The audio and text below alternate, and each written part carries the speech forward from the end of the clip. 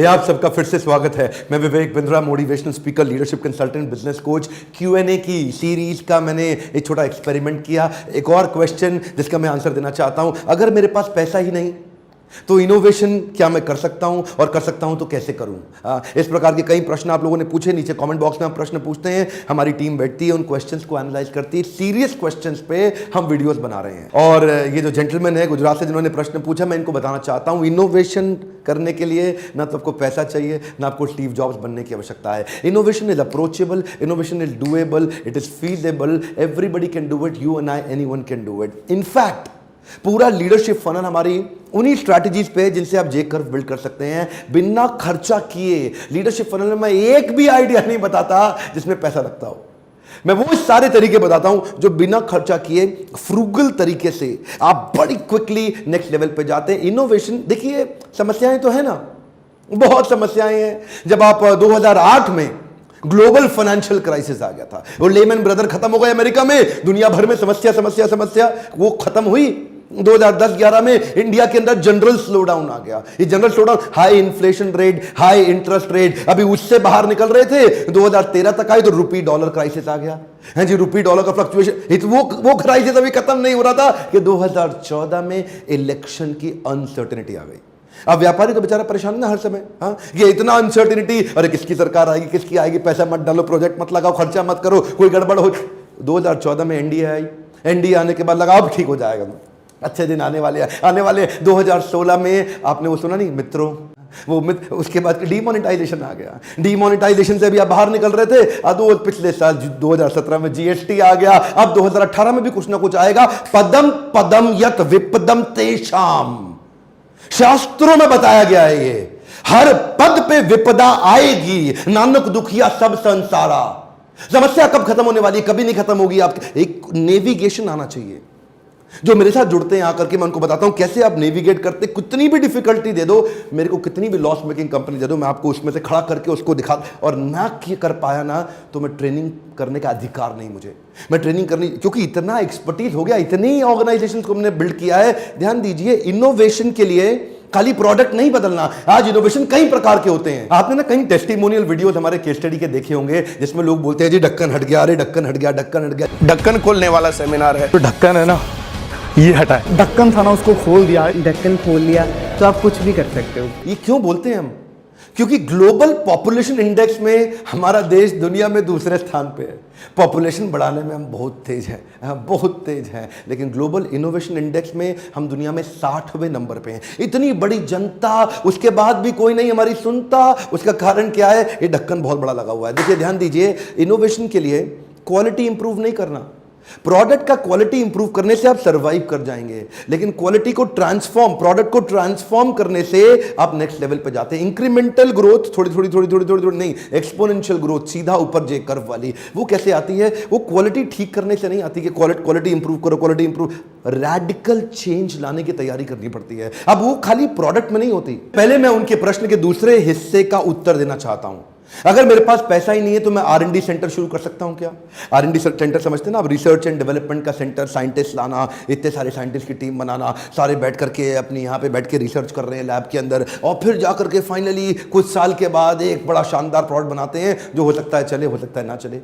हमारी कितनी सारी PSU सरकारी कंपनियां, साइंस ओरिएंटेड कंपनियां इतना करोड़ों रुपया खर्च कर रही हैं आज R&D के ऊपर। साहब, बड़े दुनिया की ऑर्गेनाइजेशंस वो क्या करती हैं? वो R&D डिपार्टमेंट बेस्ड इनोवेशन नहीं करते, वो DNA कल्चरल बेस्ड इनोवेशन करते हैं। इसका मतलब क्या हुआ?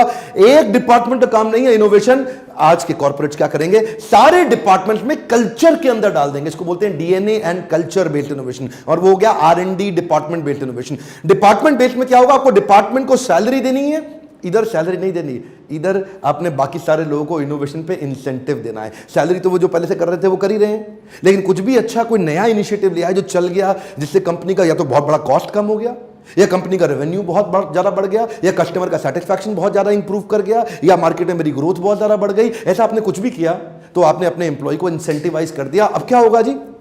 अब ये होगा, वो अपनी सेल्स तो कर रहा है, साथ में नए नए आइडियाज लगाएगा, नए नए तरीके से कुछ और इनिशिएटिव लेगा। ऐसा ढक्कन की तरह नहीं बैठेगा, कुछ एक्स्ट्रा करने की कोशिश करेगा। कंपनी वाला सर ऐसा कर ले तो मुझे लगता है सेल्स डबल हो सकती है। अच्छा, आप सुनना शुरू करते हैं। उसके बाद ये क्या है, कल्चर में चेंज आ गया। इंसेंटिव आपको सक्सेस पे नहीं देना है, जो फाइनल आउटकम होता है ना सक्सेस, उस पे नहीं देना, इनिशिएटिव पे देना है। हाँ? आपको देखिए, ये ब्लेम फ्री कल्चर क्रिएट करना है, डीप लिसनिंग के साथ अजम्पशंस और जजमेंट को बंद करना है। मैं दोबारा बोल लेता हूं आपके लिए, जजमेंट और अजम्पशन को बंद करके डीप लिसनिंग के साथ एक ब्लेम फ्री कल्चर क्रिएट करना है कि लोग आके नए इनिशिएटिव ले पाएं। जितना सारा उत्साहित होंगे उतनी बात बनेगी, और होगा क्या, आपके इनोवेशन कई लेवल पे आ जाएंगे, कई प्रकार के आ जाएंगे। मार्केट में जो बहुत तरह के आपके अगेंस्ट ऑप्शंस है ना, वो बंद हो जाएंगी। देखो, अगर आपके कस्टमर जो है ना, उसको आपका प्रोसेस समझ में आ गया, उसको आपकी मार्जिन अगर समझ में आ गया, ये आदमी कितना मार्जिन ले रहा है मुझसे, कितना कमा रहा है, उसको अगर आपकी कॉस्ट, आपका जो खर्चा है वो भी समझ में आ गया, तो फिर तो कोई बड़ी बात रही नहीं गई ना। अगर आपके कॉम्पिटिटर को, आपके कस्टमर को सब कुछ समझ में आ गया तो क्या बड़ी बात है, फिर तो ऑप्शन आ जाएंगी। अरे मैं भी बना दूंगा, मैं भी बना दूंगा, मैं भी बना दूंगा। एंट्री बैरियर है ही नहीं, मोनोपोली आप क्रिएट कर नहीं सकते, डिस्काउंट अब आपको देना ही पड़ेगा, उधारी अब आपको देना ही पड़ेगा। इसके लिए अलग अलग प्रकार के, जैसे कि डिस्ट्रीब्यूशन नेटवर्क में इनोवेशन किसने बिल्ड किया? ओप्पो वीवो ने मोबाइल नया नहीं बनाया, अपने डिस्ट्रीब्यूटर और रिटेलर को अपना बना लिया, तो डिस्ट्रीब्यूशन नेटवर्क में इनोवेशन लेकर के आया। शाओमी प्रोडक्ट में इनोवेशन थोड़ी लेकर के आया, वो इनोवेशन किस में लेकर के आया? प्राइस रिस्पॉन्सिवनेस क्रिएट किया, अपनी कॉस्ट इनोवेशन लेकर के आया, किसी तरह से कॉस्ट को कम करने की कोशिश किया। देखिए, बहुत तरह के इनोवेशंस हैं, जैसे रिलेशनशिप का इनोवेशन, बिजनेस मॉडल का innovation, work flow innovation, system delivery innovation, distribution innovation, value innovation, supply chain innovation. आप घबराते हैं प्रोडक्ट इनोवेशन से। प्रोडक्ट ही एक प्रकार का इनोवेशन नहीं है, वो एक ही प्रकार का कोई इनोवेशन थोड़ी होता है।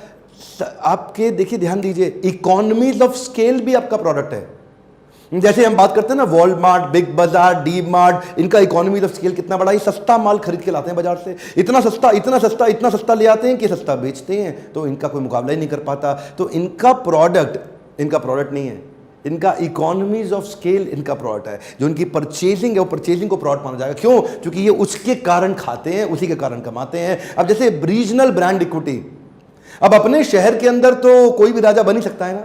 जैसे आपने देखा है, राहुल गांधी जी की पॉपुलैरिटी इंडेक्स अभी एक न्यूज चैनल में मैं पढ़ रहा था, बहुत ज्यादा नहीं है, लेकिन उसके बावजूद अमेठी के वो राजा हैं।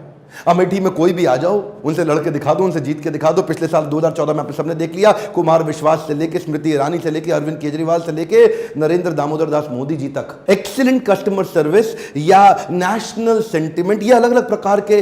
नेशनल सेंटिमेंट क्या है? बाबा जी को देखो ना, हाँ, बाबा रामदेव का प्रोडक्ट पे फोकस थोड़ी है, उनका नेशनल सेंटिमेंट स्वदेशी पे फोकस है। वो क्या कह रहे हैं जी, मैं तो बीएसएनएल का पार्टनर बन गया हूं, ये पूर्ण स्वदेशी टेलीकॉम कंपनी है जी, मैं तो बीएसएनएल का सिम लेकर के आ रहा हूं। ये क्या है? National sentiment. उनका सेंटिमेंट क्या? स्वदेशी उनका प्रोडक्ट है। अभी वो व्हाट्सएप के खिलाफ भी मैंने सुना कि कोई नया मैसेंजर सर्विस लेकर के आ रहे हैं, स्वदेशी मैसेंजर सर्विस लेकर आ रहे हैं। ध्यान दीजिए, सब्सक्राइबर बेस, इंडिया टुडे, उन्होंने किस पे फोकस किया? उन्होंने अपने रिपीट बिजनेस पे फोकस किया।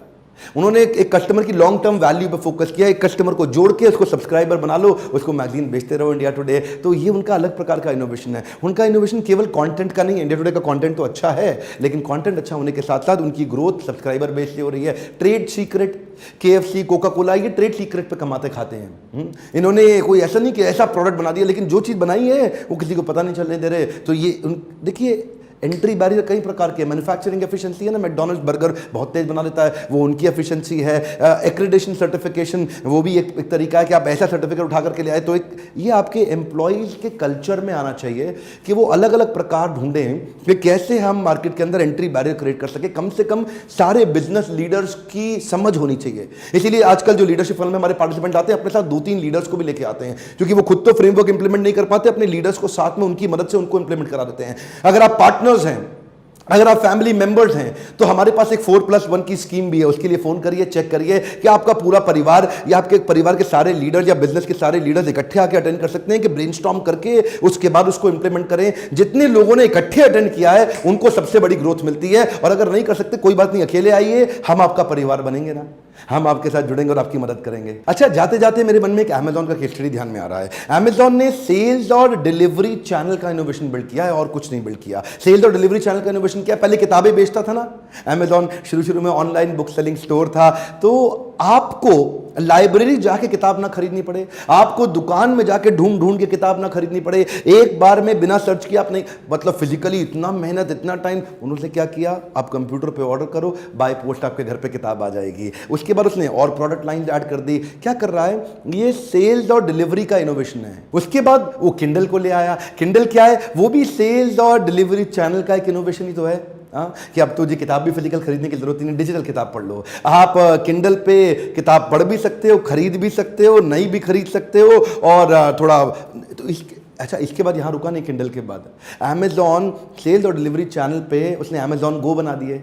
अमेजॉन गो बहुत सारे स्टोर्स हैं, आपने पहले भी मैंने इसके ऊपर एक वीडियो बनाया हुआ है, जिसमें आप अंदर जाते हैं ना, तो अब क्रेडिट कार्ड से पैसा देना ना कैश से पैसा देना, अंदर गए, आपके मोबाइल ऐप, आपके मोबाइल को टच किया, अंदर चले गए, सामान भरा, लेके निकल गए, आपके मोबाइल से अपने आप पैसा कट जाता है। क्या है ये? इसका जो इनोवेशन है ये पूरा सेल्स और डिलीवरी चैनल पे तो है।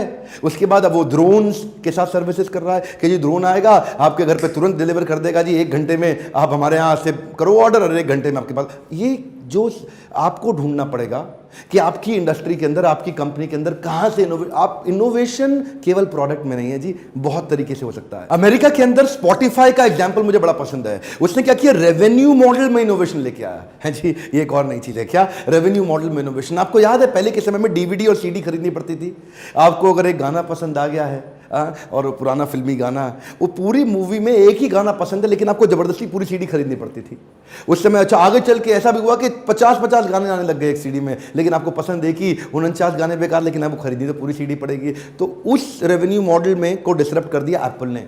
एप्पल लेके आया आईट्यून्स। आईट्यून क्या कहता है? एक गाना चाहिए तो 1 कप पैसा दो, आपको जितना चाहिए आधा गाना चाहिए आधे का, मतलब पैसा आपको 50 गाने का नहीं देना अगर आपको एक पसंद आ रहा है। एप्पल आईट्यून ये रेवेन्यू मॉडल इनोवेशन लेके आया, तो उसके अगेंस्ट में आ गया स्पॉटिफाई। स्पॉटिफाई क्या कहता है? स्पॉटिफाई कहता है जी आपको कोई पैसा नहीं देना, आप जो मर्जी गाना सुनो जी, अपनी मर्जी का लाइव स्ट्रीमिंग अटेंड करो, लेकिन गाना तो फ्री है, लेकिन उसमें बीच में ऐड आएगी।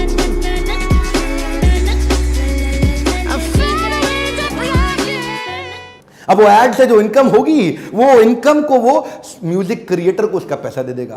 अब म्यूजिक क्रिएटर को पैसा थोड़ा थोड़ा मिलना शुरू हुआ, हालांकि वो भी इतना नहीं मिल रहा था। तो स्पॉटिफाई अभी चल रहा था, स्ट्रगल कर रहा था, रेवेन्यू मॉडल का अगला इनोवेशन लेके आया। तो इन्होंने क्या किया जी? इन्होंने फ्रीमियम बना लिया, जिसमें मतलब फ्री म्यूजिक के साथ में ऐड थोड़ी देखनी पड़ेगी, टॉलरेट करना पड़ेगा। तो वो है जी फ्री जनता के लिए। फ्री जनता बहुत आ गई, बहुत आ गई, बहुत आ गई। उसमें से पहले तो पैसा कमाया उन्होंने ऐड रेवेन्यू से, अब उसी में से 25% क्लोज कर लिए उन्होंने लोग अपने पेड ऐप में। और पेड ऐप में क्या है? एडेड फीचर मिलेगा और एडवर्टाइजमेंट की टेंशन नहीं है। अब जो म्यूजिक क्रिएटर था उसको और पैसा मिलने लग गया, तो वो अपना और म्यूजिक देने लगा इसको, स्पॉटिफाई को। कहता है जी अब तुम पैसा दे रहे हो, हमें क्या दिक्कत है जी, सारे म्यूजिक ले लो, हमारे सारे बढ़िया बढ़िया म्यूजिक ले लो। तो इनको सारा बढ़िया म्यूजिक, अब जितना अच्छा अच्छा म्यूजिक आ रहा है वहां पे, उस चक्कर में उतने ज्यादा लोग ज्वाइन करते जा रहे हैं, उतने ज्यादा लोग ज्वाइन करते जा रहे हैं। तो स्पॉटिफाई चल गया। क्या किया? रेवेन्यू मॉडल इनोवेशन ही तो है। अपना तो कोई प्रोडक्ट बनाया नहीं जिन्होंने।